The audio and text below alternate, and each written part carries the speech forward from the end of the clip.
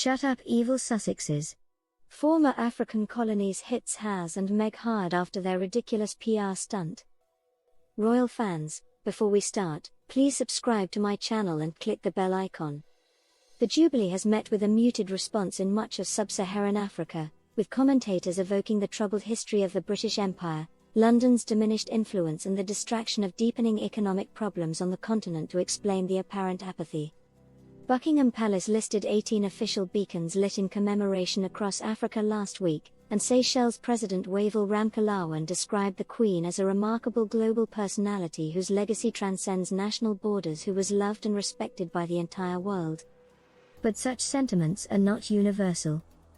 In South Africa, where 3 beacons were lit, even those who have keenly followed the celebrations admit that there is limited interest among most of the population.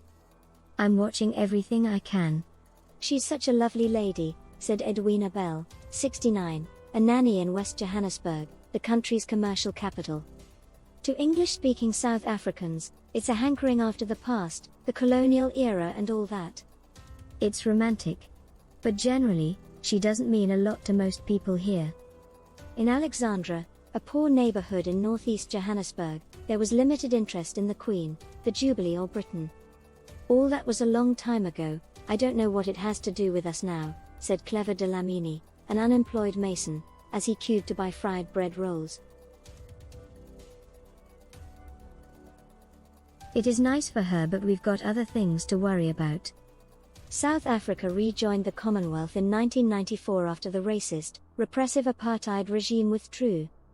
The ruling African National Congress has sought diplomatic influence elsewhere, though sporting contacts have flourished. In Uganda, where international events often prompt intense interest and vocal debate on hugely popular chat shows, the Jubilee has also received limited attention.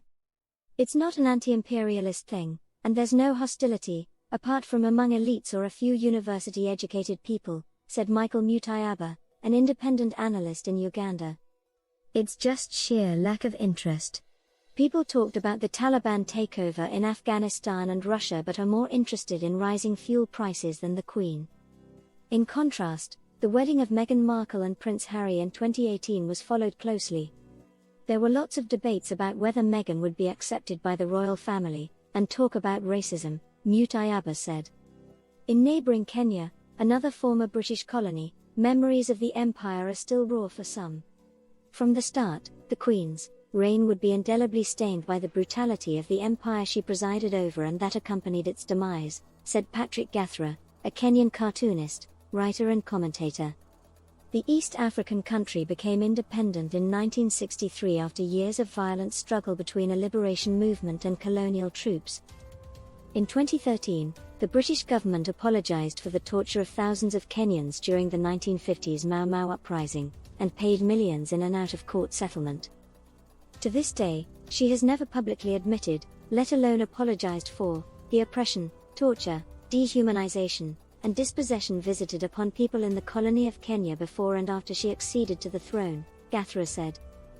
Zimbabwe was suspended from the Commonwealth under its authoritarian late President Robert Mugabe, and said it would seek readmission after his fall from power in 2017. However, leaders were unwilling to implement necessary reforms and have turned away from the organization and the West more generally. China and Russia now enjoy closer relations with Zimbabwe's ruling elite.